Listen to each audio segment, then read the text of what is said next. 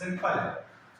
ये क्या है, z इक्वल x प्लस आई वाई की फॉर्म में, z इक्वल x प्लस आई वाई की फॉर्म। तो हम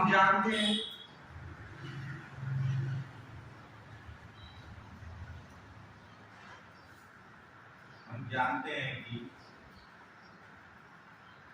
मापांक बराबर क्या होता है, मापांक को हम क्या बोलते हैं, mod of z। Mod of z क्या होता है, under root of x square plus y square. Clear है। सो अंडर रूट ऑफ, यहाँ x की वैल्यू क्या है आपकी -1 का स्क्वायर, y की वैल्यू क्या है आपकी माइनस का अंडर रूट ऑफ 3 का स्क्वायर। करेक्ट। नेक्स्ट स्टेप में क्या आएगा आपका, अंडर रूट ऑफ 1 का स्क्वायर क्या हो गया 1, अंडर रूट 3 का square 3, so under root of 4 और इक्वल में क्या आ गया आपका 2, which is the value of मापांक। ये काय की वैल्यू है, मापांक। ठीक है। अब हमें क्या निकालना है, पूर्णांक। तो पूर्णांक क्या है, पूर्णांक निकालने के हमने आपको पूर्णांक निकालने का जो फॉर्मूला होता है वो क्या होता है, ध्यान दीजिएगा।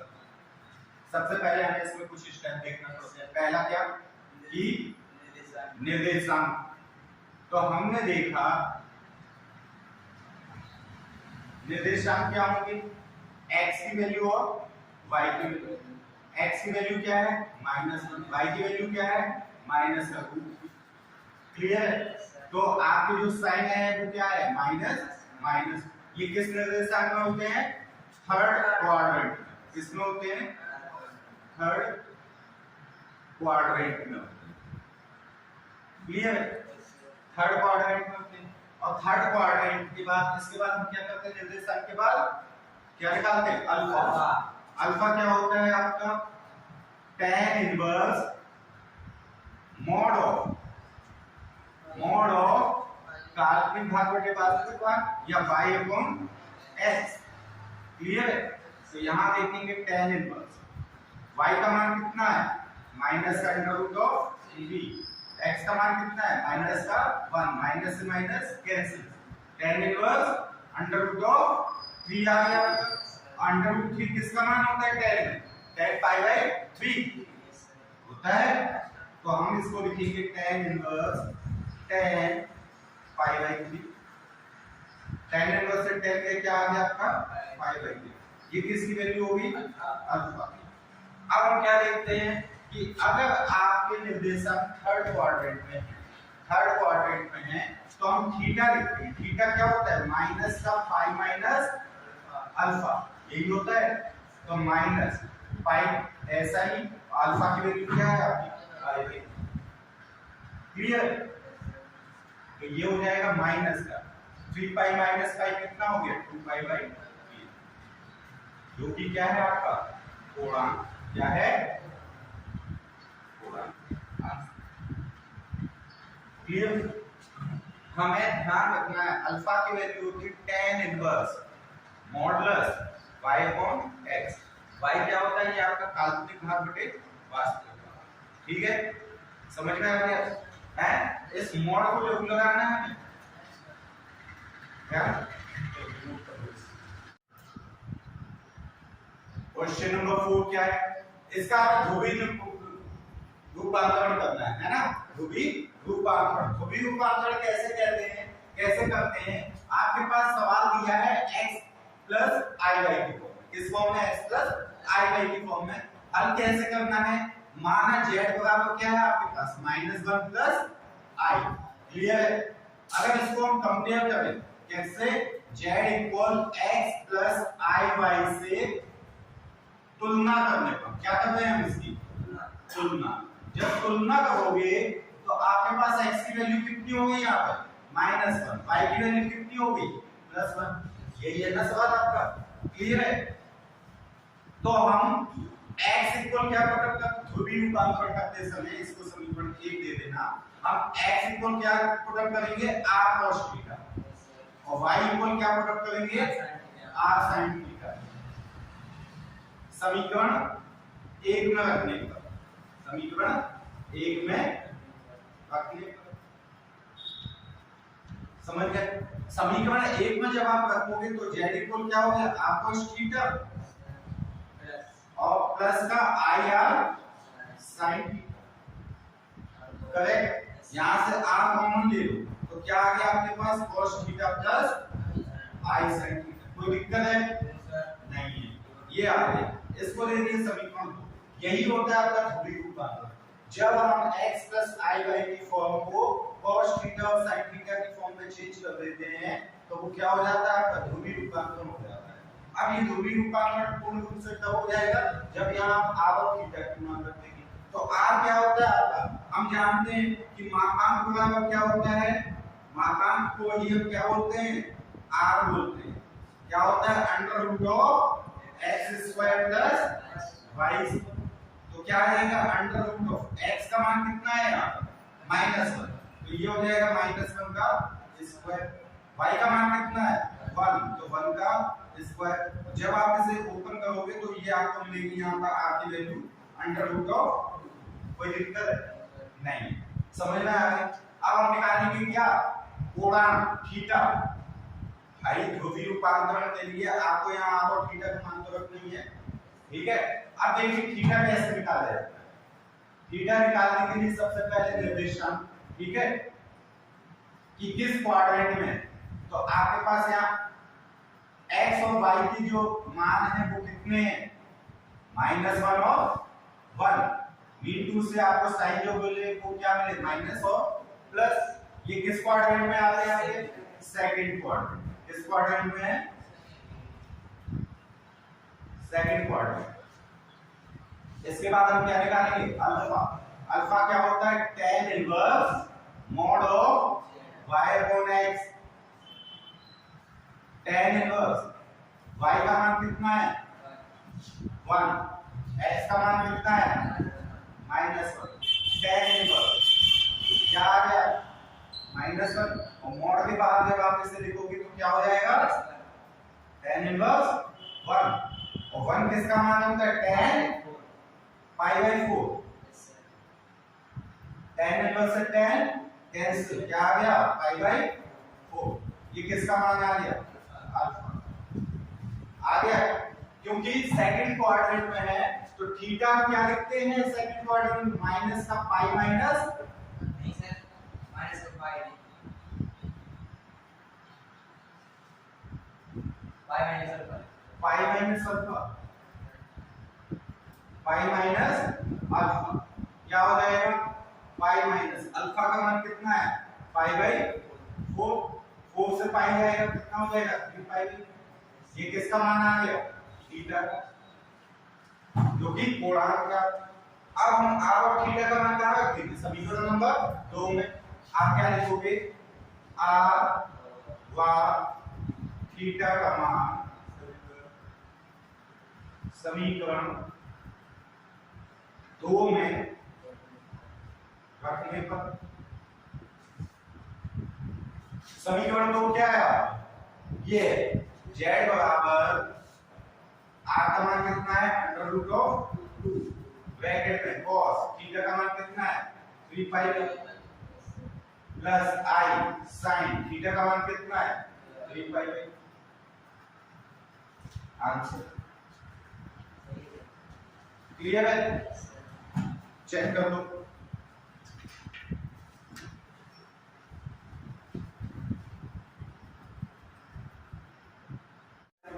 कितना नीचे क्या लिखा हुआ है? -3। तो -3 को सबसे पहले किस फॉर्म में बनाएंगे? x प्लस आई वाई। किस फॉर्म में? x प्लस आई वाई। x प्लस आई वाई की फॉर्म में आप देखते हैं आपको रियल पार्ट दिया है, इमेजिनरी नहीं है। तो इमेजिनरी के लिए हम उसे क्या लिख लेंगे? -3 प्लस 0y। तो सीधे आंसर मत किया तो भूलते होगा, हमने बताया नहीं है। आपका अगर रियल पार्ट दिया है तो इमेजिनरी जोड़ दो, इमेजिनरी दिया है तो रियल जोड़ दो, 0 करके। जैसे सवाल नंबर 6 क्या है? -3। सबसे पहले इसको हम -3 सबसे पहले इसको हम x प्लस आई वाई की फॉर्म में लिखेंगे। तो क्या लिखोगे? z बराबर -3 प्लस 0y। समझ गए? अब इसका ध्रुवीय रूपांतरण कर लो। ध्रुवीय रूपांतरण कैसे करोगे? x जगह वास्तविक भाग की जगह क्या लिखते हैं? r cos थीटा, है ना? और ये सभी भाग की जगह r sin थीटा। हम क्या लिखेंगे? -3 इक्वल r cos थीटा और 0 इक्वल r sin थीटा। रखने पर रखा तो z क्या हो गया आपका? r cos थीटा और प्लस का ir sin थीटा। नहीं समझे? समझ गए? यहां से हमने r ले लिया कॉमन, तो क्या आ गया? cos theta plus i sin theta. इसको दे दो समीकरण नंबर 2। एक तो ये हो गया, ये आपका सॉल्व हो जाएगा अगर आपके पास r और थीटा के मान है। तो हम जानते हैं क्या? हम जानते हैं कि r इक्वल क्या होता है? Under root of x square plus y. X की वैल्यू क्या है? -3 का स्क्वायर। वाई की वैल्यू क्या है? 0 का स्क्वायर। क्या हो गया? अंडर रूट ऑफ 9 और r की वैल्यू कितनी आ गई? 3। कोई दिक्कत है? नहीं है। अब थीटा का मान निकाल दो। तो थीटा का मान निकालने के लिए वही प्रोसेस है। सबसे पहले क्या चेक करना है? निर्देशांक, है ना? तो हम कैसे करेंगे? स्टेप 1,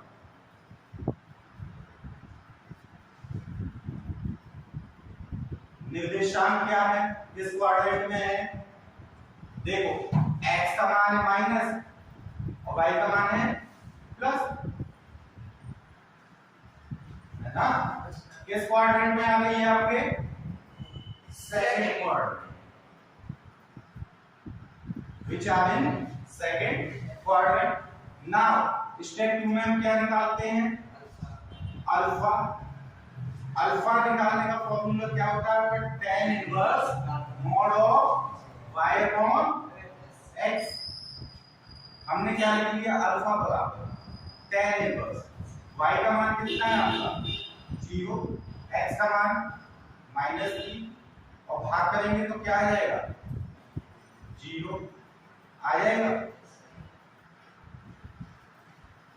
और 0 किसका मान होता है? tan 0 का।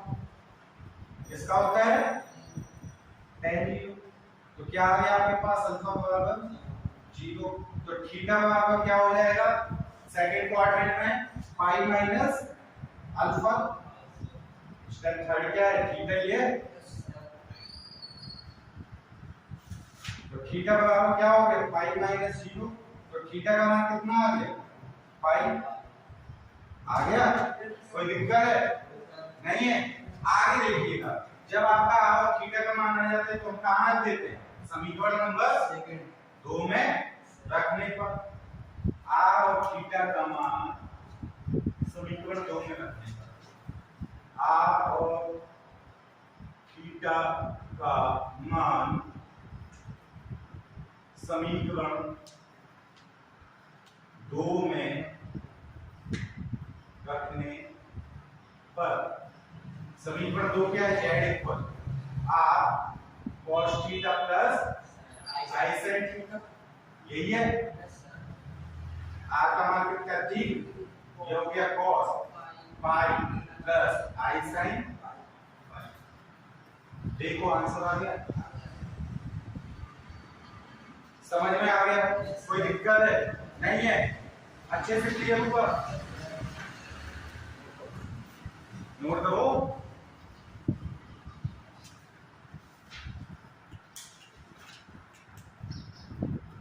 पांच 5.3 में क्या है? क्वाड्रेटिक इक्वेशंस है। क्या है? क्वाड्रेटिक इक्वेशन, द्विघात समीकरण, जिसके हमें हल निकालने। हल कैसे निकालने? हल निकालते हैं दो तरह से। दो फॉर्मूले होते हैं आपके पास। एक तो गुणनखंड विधि से सॉल्व कर सकते हैं, फैक्टराइजेशन मेथड से, और एक श्रीधराचार्य नियम से। कैसे? श्रीधराचार्य नियम से। तो हम कोई भी एक कर लेंगे। सबसे बेस्ट होता है श्रीधराचार्य। क्या होता है? श्रीधराचार्य। अंडर रूट ऑफ -1 की वैल्यू कितनी होती है? अंडर रूट ऑफ -1 लिखो। Under root of -1, under root of -1, under root के अंदर -1, बताओ कितनी होती है? 0. गधे शुरुआत में बताया था हमें अंडर रूट के अंदर हम ये पढ़ क्यों रहे समस्या संख्या कहां से आई क्या बताया था हमने क्योंकि हमें स्क्वायर रूट निकालने आते हैं हल्के सीधे लेकिन जब अंडर रूट के अंदर माइनस साइन आ जाता है तो हम उसकी वैल्यू नहीं निकाल पाते हैं ठीक है तो हमने रियल नंबर में एक नंबर और ऐड किया complex number under root of -1 की वैल्यू होती है आई बताया था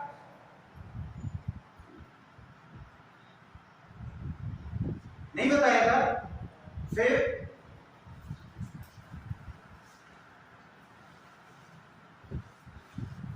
कॉम्प्लेक्स नंबर की शुरुआत यहीं से तुम लोग क्या पढ़ते नहीं हो रिवीजन नहीं कर रहे बिल्कुल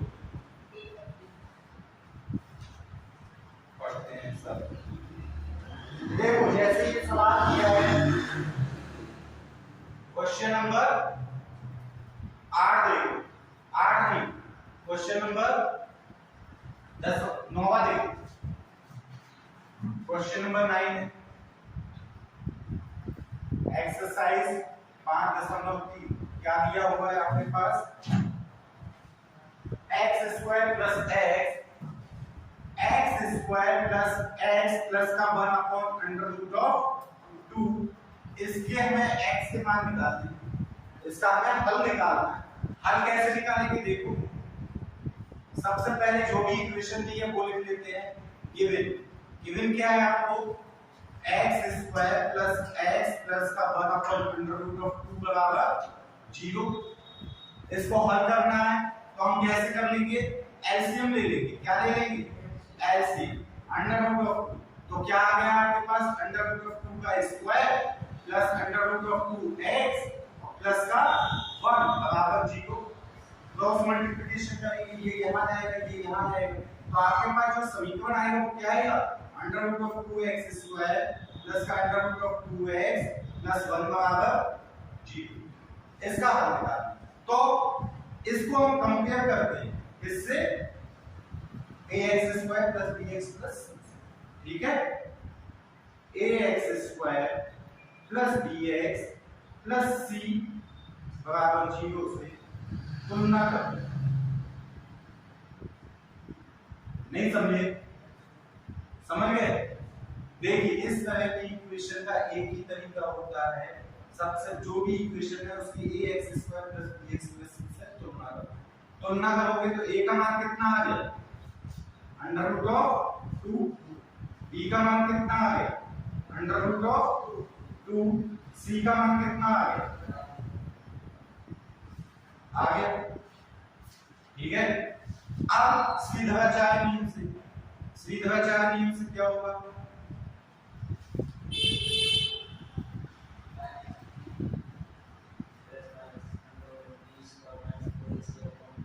x बराबर -b plus minus under root of b square minus 4ac upon 2a मान रखोगे तो क्या हो जाएगा x बराबर देखो b का मान कितना है अंडर रूट ऑफ 2 है तो माइनस का क्या लिख दिया तुमने under root of 2 plus minus under root of b है b का मान कितना अंडर रूट 2 तो अंडर रूट 2 का स्क्वायर कितना हो जाएगा 2 माइनस का 4 a का मान कितना है अंडर रूट 2 यही है c का मान कितना है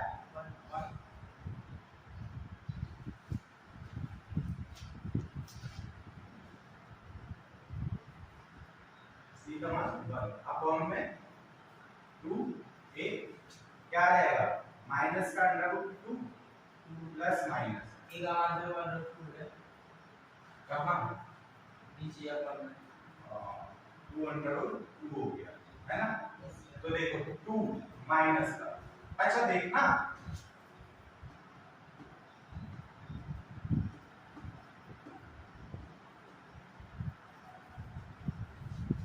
देखो अंडर रूट 2 का स्क्वायर कितना होता है 2 अंडर रूट 2 पावर 4 कितना हो जाएगा 4 हो जाएगा होगा नहीं समझे हम इसको क्या लिख लेंगे अंडर रूट 2 पावर 4 4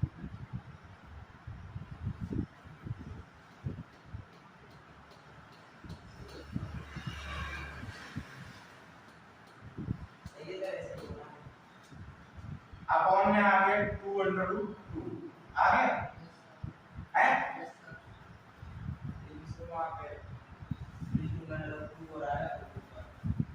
हाँ अंडर रूट 2 ही आएगा, यही होगा।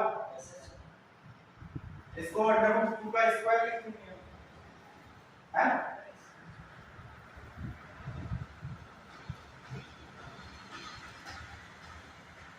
उत्तर क्या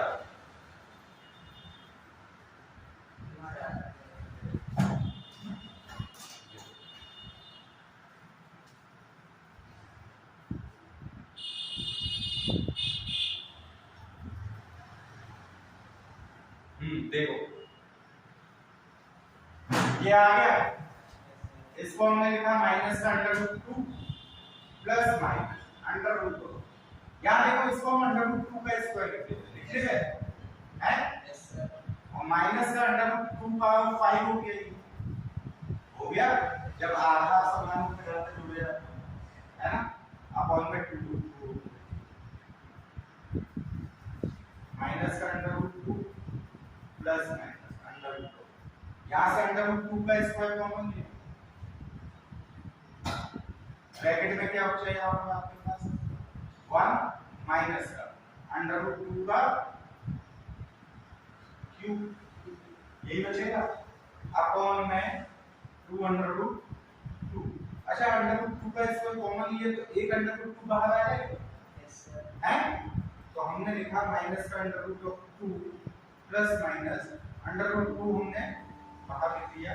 आपके पास क्या बचा 1 माइनस का अंडर रूट 2 का क्यूब, और इसको भी हम क्या लिख सकते अंडर रूट 2 का स्क्वायर इक्वल अंडर रूट 2 लिखेंगे, मतलब इसको हम 2 अंडर रूट 2 लिख सकते हैं